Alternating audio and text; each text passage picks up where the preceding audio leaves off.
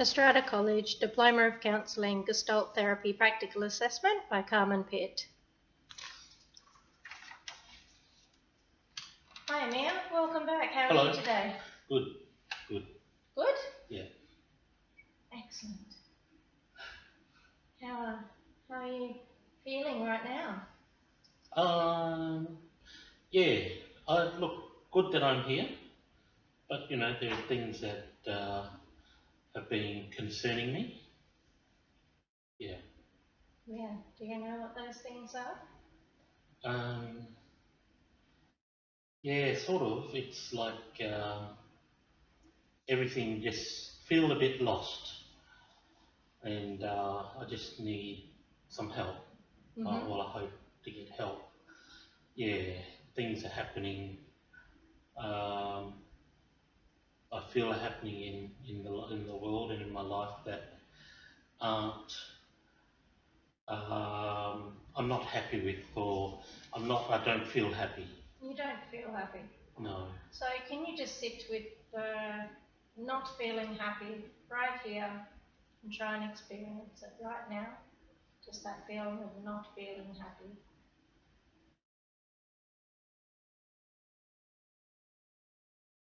Okay. What did you experience? It started, it was sort of like, well, before feeling unhappy, I sort of pictured me being happy, and that was when, I've come out of detention, the detention centre. As you know, I was there for over 2 years, 2.5 years. I've been out now for 6 months, or just over 5 months. And I thought life is good. But since then, I've only just found a job. I'm a kitchen hand working at a restaurant. And that took a long time, longer than I thought. I had these goals that I want to achieve, since coming to Australia. Yes. But, things seems to be taking very slowly. I feel I'm sort of very lonely. I don't have many friends. I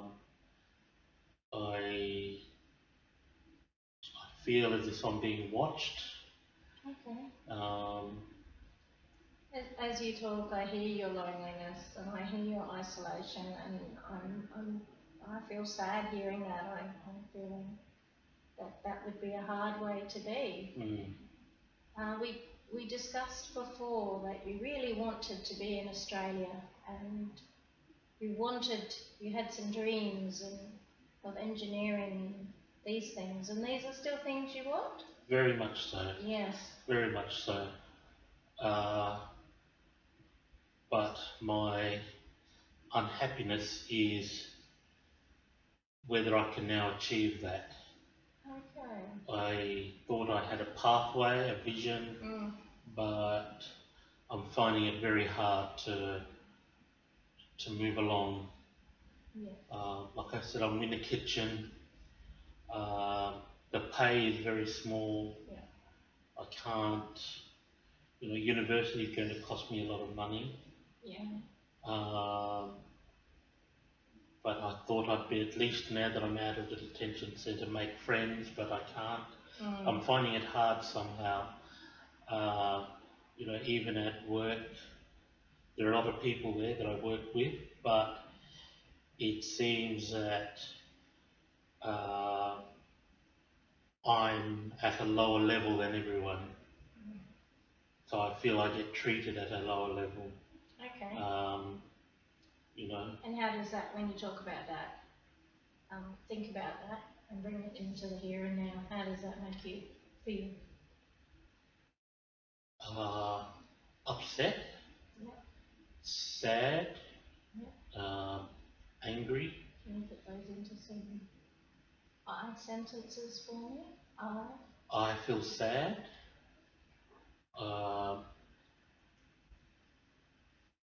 feel upset. Um, when I go to work, sometimes I don't feel like that is the right place for me. So when you're talking about these things, I'm watching your body language, and you've got some clenched hands, and you've got some firm feet hitting the floor, and a bit of a restless energy that sort of doesn't sit with sadness and loneliness. It sits more, I think, with different emotions. And I'd like you to work through those. And what I'd like you, or what I'd suggest we could try together, is to do an experiment. How do you feel about having a bit of a try at doing some experimental work? Yes, okay. Okay, yes. Amir, so what I'm suggesting is something called the empty chair technique.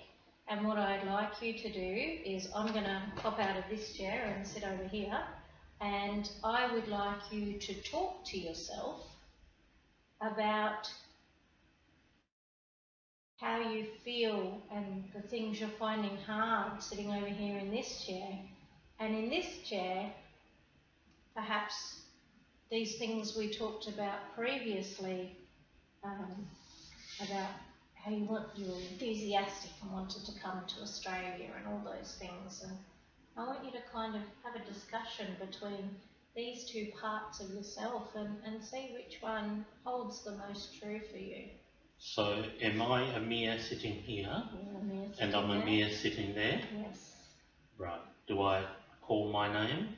If you feel comfortable doing that. Right. Yes. You talk to yourself as if you were sitting right there and you wanted to share with them how you were feeling.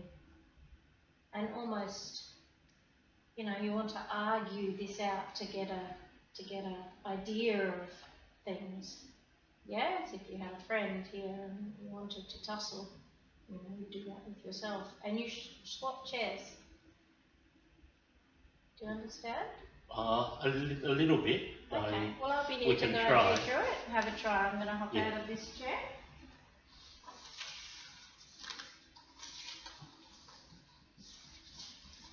Okay.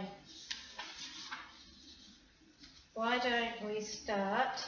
Where would you like to start? Which part of you do you want to start with? I would like to tell me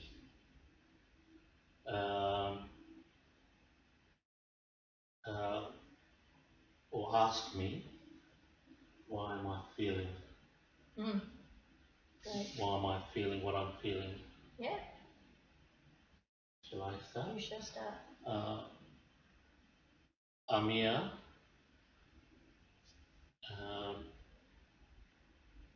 I go to work. I work long hours, but there's a feeling that I've been given jobs that no one else gets, and these are jobs that no one wants to do. I have to clean the toilet, scrub the dishes, but there are other people who are given the same title as me in the job called kitchen hand, but they don't get it. I feel because of my skin and my background, I feel like I'm being discriminated against. I also feel that I have these dreams of becoming an engineer, coming to Australia. So okay. Stop there, swap chairs. Oh. So this person Amir, that has these dreams, tell this other person that is feeling low and discriminated, you know, that we really have a sad heart for here. Tell those dreams and what you can do in there. Amir, I hear what you're saying about working and not finding it enjoyable, but when you were back home in your country before coming to Australia, that you said you were willing to do anything to be the engineer that you want to be and to make the better life. jobs that you're getting, that you're being asked to do, you're still getting paid for it. You know, you will try to be the best that you can be, regardless of whatever job you're doing. Excellent. How's that? Excellent. So this Amir here, does he still feel that he can be an engineer and he is on his path?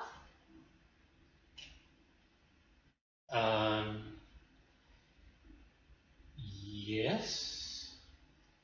Yes. I think this Amir needs to be able to see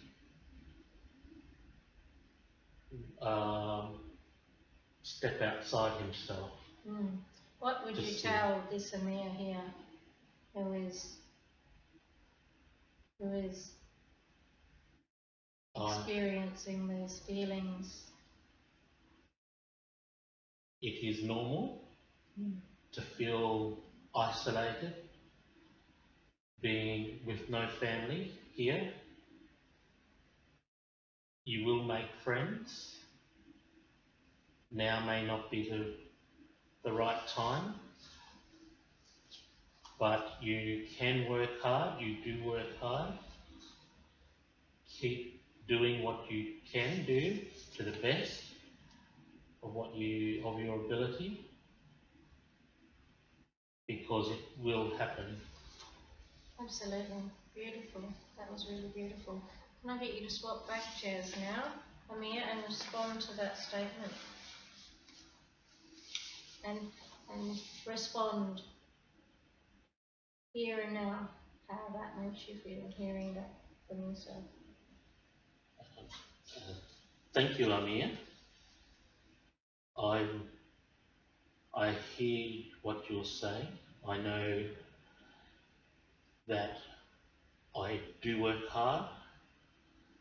I know what I said, what I would do if I had the chance to come to Australia, that I would be willing to do anything. I am grateful that I have my residency now.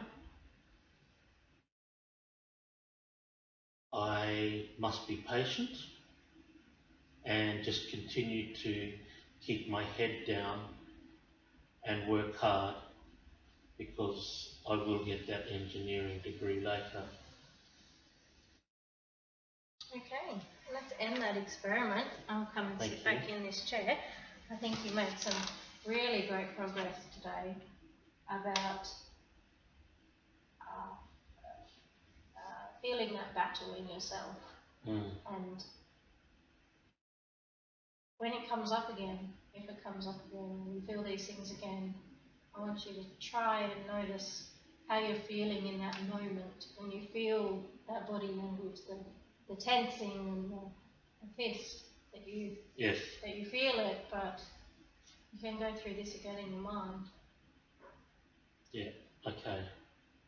I can do that. You can do that. Yes. Yes. And I think I must tell myself I can. Yes. And all these I statements, taking responsibility, that is very positive, and I'm feeling very proud of you right now. Thank you. Thank you very much. Okay, well thanks for coming in, and I'll see you next time. Okay, thank you.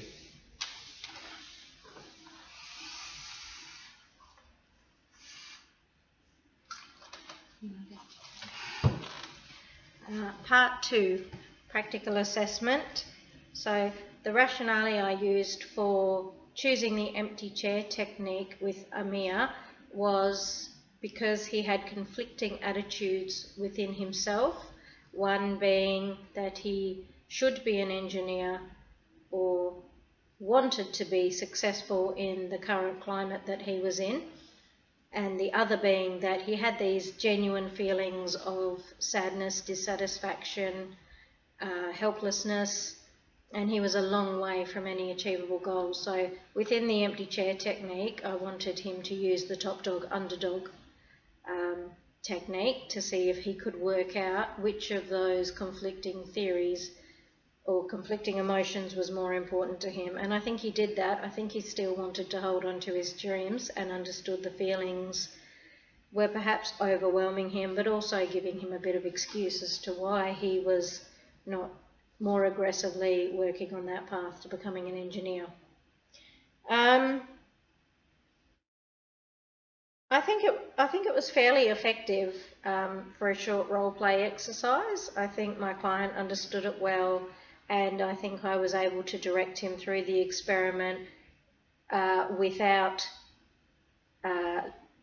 taking the lead of where he was going with it off him. I asked for him to respond. I didn't tell him how to respond. And I tried to keep him moving along towards a resolution and still letting it be client-led. So I felt that was fairly effective, and I think it had an outcome that helped the client achieve his goal of getting some direction. He came back to having direction in his life. The applications and limitation. The application, obviously, that the client gets to role play in a way that they see themselves almost objectively, which is a really great thing. And the limitations, of course, being that being client-led, where they lead themselves might be only to the scope of their own self-awareness, and that can take a really, really long time to achieve with some clients, and certainly someone like Amir, who was already struggling, had potentially 2.5 years of unpleasant experiences before this present moment, he may not be able to hold on long enough through that process to really get the application of it. But he responded well as a client, and I think he took on board the experiment of Gestalt therapy very well. Thanks.